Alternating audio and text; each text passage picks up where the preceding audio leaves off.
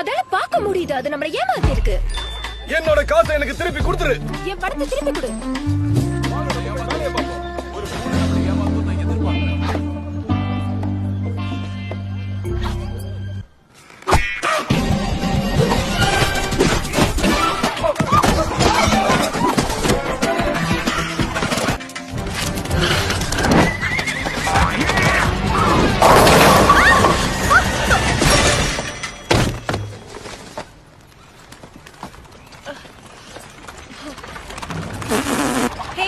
உனக்கு ஒன்றும் ஆகல, கொஞ்சம் பார்த்து வரலாம்ல. எனக்கு ஏதாவது ஆயிருந்ததுன்னா